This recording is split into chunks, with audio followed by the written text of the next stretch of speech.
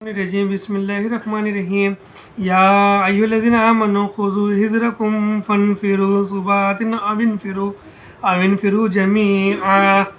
ए मुसलमानों, अपने बचाव का सामान ले लो, फिर गिरोह गिरोह बनकर कूच करो या सब के सब इकट्ठे होकर निकल खड़े हो। अल्लाह ताला इस आयत में बता रहे हैं कि अपने बचाव का सामान ले लो, यानी कि अब तुमने जंग के लिए निकलना है और तो जंग के लिए जो साजो सामान की ज़रूरत है वो ज़राया से हासिल कर लो, क्योंकि अब तुमने जो है जंग करनी है, जंग का सामना करना है। और फिर चाहे हो तो तुम लोग गिरोह गिरोह बन के टोलियाँ टोलियाँ बनकर कूच कर जाओ, या फिर सारे के सारे एक साथ इकट्ठे होकर घर से निकलो। और यकीनन तुम में बाज़ वो भी हैं जो बहाने करते हैं, फिर अगर तुम्हें कोई नुकसान होता है तो वो कहते हैं कि अल्लाह ताला ने मुझ पर बड़ा फजल किया कि मैं इनके साथ मौजूद ना था। अल्लाह ताला इस आयत में बता रहे हैं कि तुम में ऐसे लोग भी मौजूद हैं कि जब जंग करने का टाइम आता है, जंग का वक्त होता है, तो वो बहाने करते हैं, जंग में नहीं जाते। और फिर जब उस जंग में मुसलमानों को शिकस्त होती है या उनमें जो ज़्यादा तादाद में ज़ख्मी हो जाते हैं, तो वो क्या कहते हैं फिर कि अच्छा हुआ मैं इनके साथ नहीं था, मुझ पर ये अल्लाह ताला ने बड़ा फजल किया कि मैं इनके साथ जंग में नहीं गया। और अगर तुम्हें अल्लाह ताला का कोई फजल मिल जाए तो इस तरह के गोया तुम इनमें से दोस्ती थी नहीं। कहते हैं कि काश मैं भी इनके हमरा होता तो बड़ी कामयाबी को पहुंचता। और वही लोग जो जंग के टाइम पर हीले करते हैं, बहाने करते हैं, तो फिर क्या देखते हैं, जब मुसलमानों को फतह याबी होती है, माल गनीमत मिलता है और अच्छी कसीर तादाद में जब वो लोग साजो सामान लूट कर लेकर आते हैं, उसमें दौलत भी होती है और वो जो सब मुसलमानों में तकसीम होती है बराबर से, तो फिर वो जब ये मंज़र देखते हैं तो बोलते हैं काश मैं इनके साथ होता। और दूसरा क्या करते हैं कि फिर अपनी झेप मिटाने के लिए ऐसे हो जाते हैं कि जैसे हम इनको जानते नहीं है, हमारा कोई वास्ता नहीं, और अपनी नज़रों को कतरा कर छुपते हैं। बस जो लोग दुनिया की ज़िंदगी को आखिरत के बदले बेच चुके हैं, इन्हें अल्लाह ताला की राह में जिहाद करना चाहिए। और जो शख्स अल्लाह ताला की राह में जिहाद करते हुए शहादत पा ले या गालिब आ जाए, यकीनन हम उसे बड़ा सवाब इनायत फरमाएंगे। अल्लाह ताला इस आयत में हमें बता रहे हैं मुसलमानों को कि जो ज़िंदगी को बेच चुके हैं आखिरत के बदले, अब उनका कोई ताल्लुक़ नहीं है इस दुनिया से, तो फिर अब उन्हें क्या चाहिए कि वो फिर अब जिहाद करें, जंग करें। और फिर जंग करते वक्त, जिहाद करते वक्त अगर उनको मौत आ जाती है, वो शहीद हो जाते हैं, और या फिर फतह हो जाती है उस जंग में, उनको मौत नहीं आती, तो गाजी है। और अल्लाह ताला ने दोनों के लिए भी बड़ा अजर और सवाब रखा है। भला क्या वजह है कि तुम अल्लाह की राह में इन नातवा मर्दों, औरतों और नन्हे नन्हे बच्चों के छुटकारे के लिए जिहाद ना करो, जो यूं दुआएं मांग रहे हैं कि ए हमारे परवरदिगार, इन जालिमों की बस्ती से हमें निजात दे और हमारे लिए ख़ुद अपने पास से हिमायती मुकर्रर कर दे और हमारे लिए ख़ास अपने पास से मददगार बना। अल्लाह ताला कह रहे हैं कि ये जो कमज़ोर बूढ़े बुज़ुर्ग मर्द हैं और औरतें हैं और नन्हे मुन्ने बच्चे जो हैं, तो ये किस तरह से, क्यों दुआ इस तरह से कर रहे हैं कि तू ही हमारी मदद कर और हमें इस जालिम बस्ती से छुटकारा अता फरमा। तुम लोग खुद क्यों नहीं इस जिहाद के लिए खड़े होते? उनको ऐसी ज़रूरत क्यों पेश आ रही है कि वो इस तरह की दुआ करें?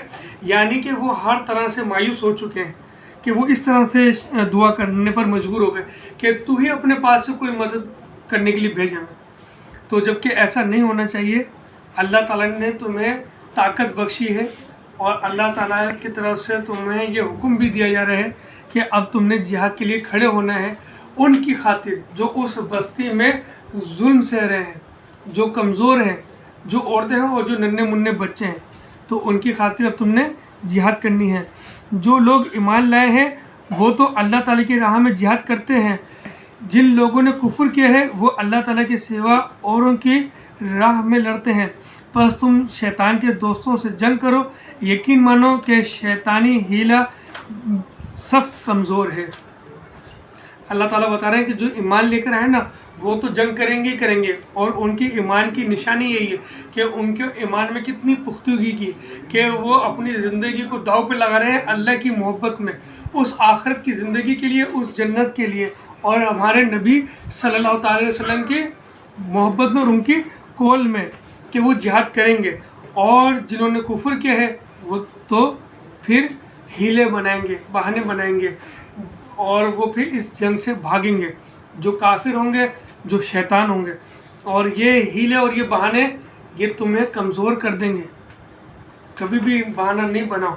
जो तुम काम करने का इरादा रखते हो उसको कर लो। अगर तुम किसी इरादा करते हो और फिर उसमें बहाना ढूंढने की कोशिश करते हो या अपने ऊपर सुस्ती दिखाते हो तो ये शैतान है जो तुम्हें कमज़ोर कर देगा।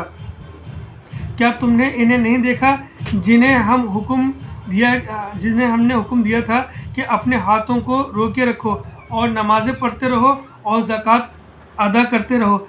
फिर जब इन्हें जिहाद का हुक्म दिया गया तो उसी वक्त इनकी एक जमात लोगों से इस कदर डरने लगी जैसे अल्लाह का डर हो, बल्कि इससे भी ज़्यादा, और कहने लगे ए हमारे रब तूने हम पर जिहाद क्यों फ़र्ज़ कर दिया।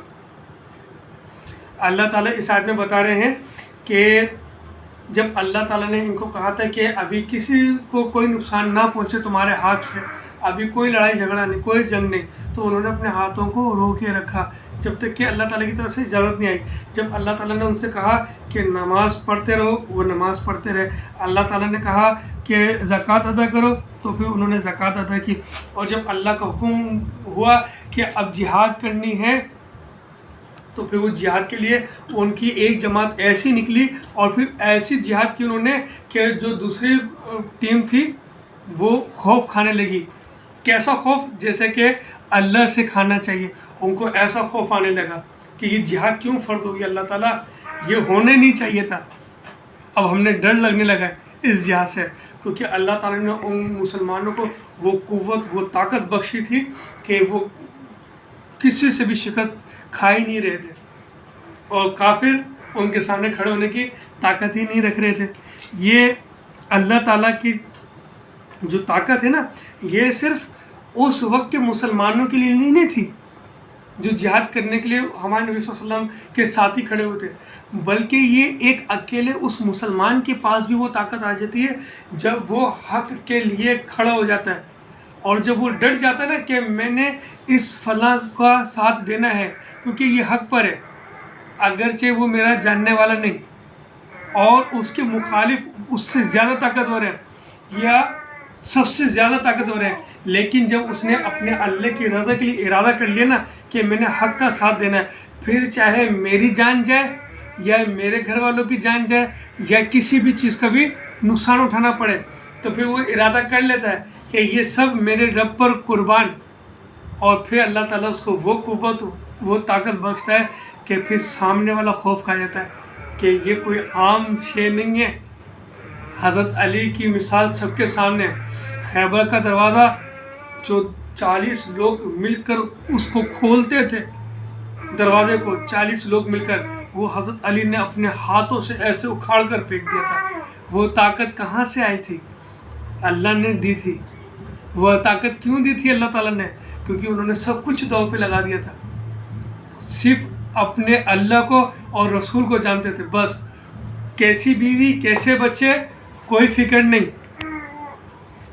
सिर्फ मैंने अपने रब की रज़ा के लिए ये काम करना है, मुझे अपने नबी का ये हुक्म पूरा करना है और मैं ये करके रहूँगा।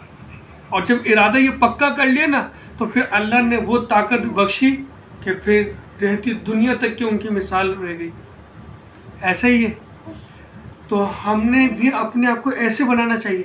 अब हम आज किस दौर में जी रहे हैं, हमें कैसी तरबियत दी जा रही है, मेरी माँ बाप, मेरे बहन भाई, मेरे रिश्तेदार हमें क्या तरबियत देते हैं कि फला पिट रहा है ना, उसको पिटने दो, गलत पिट रहा है बेचारा वो, लेकिन उसको पिटने दो। क्यों? क्योंकि अगर तुम उसको बचाने जाओगे तो तुम्हें भी मार पड़ेगी, वो ज़्यादा ताकतवर है। फिर तुम ज़्यादा लड़ोगे तो फिर हमारे घर वालों को भी नुकसान पहुंचाएंगे वो। تو ایسے کیا ہوتا ہے ہم اس بیچارے کو اکیلا پیٹتے ہوئے دیکھ کر اپنے گھر میں آ جاتے ہیں اور دروازہ بند کر لیتے ہیں اور پھر نماز پڑھتے ہیں 5 وقت کی. پھر اللہ کا خوف دکھاتے ہیں ہم کہ ہم اللہ سے بہت ڈرنے والے ہیں. اللہ تعالیٰ لعنت کرتا ہے اس وقت, لعنت ہے تم پر, یہ نمازوں کے لیے تمہیں میں نے پیدا کیا تھا, صرف ٹکرے مارنے کے لیے. یہ نماز ہے, یہ سجدے اگر مجھے چاہیے ہوتے تو فرشتے کم تھے, جن کم تھے. تمہیں میں نے کس کام سے بھیجا تھا کہ اگر تم حق دیکھو, ظلم ہوتے ہوئے دیکھو کہ حق کا ساتھ دو. تم وہاں سے تو چھپ کر آ گئے, وہاں سے تو چھپ کر آ گئے. تم اتنے بزدل ہو, اتنے خوف زدہ ہو تمہارے اندر تمہارا, تو پھر اللہ کا خوف کا نہیں ہے نا. پھر جس کے دل میں دنیا کا ڈر بیٹھا ہوگا نا, پھر اس کے دل میں اللہ کا خوف نہیں ہوگا. اور جس کے دل میں اللہ کا خوف ہوگا نا, تو پھر اس کو کسی کا بھی ڈر نہیں ہوگا. ایسا ہی ہے نا. ابھی ایک گلاس میں آپ پورا فل اس کو کولڈ ڈرنک سے بھر دو, پھر آپ اس میں پانی بھر سکتے ہو, جگہ نہیں بچی نا. اور اگر اس میں پانی آپ نے بھر دیا تو اب آپ اس میں دودھ بھر سکتے ہو. تو پانی کی مثال, کولڈ ڈرنک کی مثال آپ کی دنیا کے خوف کی ہے, اور دودھ کی مثال اللہ کے خوف کی, کہ تم نے اپنے اس گلاس میں کولڈ ڈرنک اور پانی تو بھر دیا ہے, تو دودھ کی جگہ تم نے چھوڑی نہیں ہے. اور جب تم نے دودھ سے بھر لیا اس گلاس کو, تو پھر اب دنیا کے خوف کی جگہ نہیں ہے. جو اللہ سے ڈرتا ہے نا, پھر وہ سب سے زیادہ طاقتور ہوتا ہے, اور پھر کسی سے نہیں ڈرتا. اس کو پتہ ہے کہ میں ماروں گا یا پھر مروں گا, اور مروں گا تو مجھے پتہ ہے میں نے اپنے رب کے پاس ہی جانا ہے, لیکن مروں گا تو شان سے مروں گا. موت تو پھر بھی آنی ہے. کتنے دن زندہ رہے گا دنیا میں, کوئی ہمیشہ کے لیے آئے نہیں. لیکن اگر خوف سے مرے, چھپ کے مرے, اللہ تعالیٰ کی نافرمانی کرتے ہوئے مرے, تو کتے کی موت مرے, پھر فائدہ. دلورے والی موت مرے. خوش نصیب ہوتے ہیں وہ لوگ جن کو اللہ چنتا ہے ایسے کام کے لیے, ایسی موت کے لیے. اور ضروری نہیں ہوتا کہ ہر بار موت ہی آئے گی, نہیں. کبھی ایسا بھی ہوتا ہے کہ فتح ہو جاتی ہے اس پر, پھر اس کا ڈنڈا, اس کا زور چلتا ہے کہ اب کوئی ہاتھ لگا کر دکھائے کسی مظلوم کو, ہر ظالم کا ہاتھ توڑ دیا جائے گا. پھر اس کی بادشاہی اور اس کی حکمرانی چلتی ہے. ضروری تھوڑی ہے کہ اللہ ہر بار صرف موت دیتا ہے, نہیں. کبھی طاقت بھی دیتا ہے, کبھی پروان بھی چڑھا دیتا ہے, پھر اس کا ڈنڈا اور اس کا زور چلتا ہے. اللہ تعالیٰ سے دعا ہے کہ اللہ تعالیٰ ہم سب کو سیدھے راستے پہ چلنے کی توفیق عطا فرمائے, اور اپنے حکم کی تعمیل کرنے کی توفیق عطا فرمائے. آمین.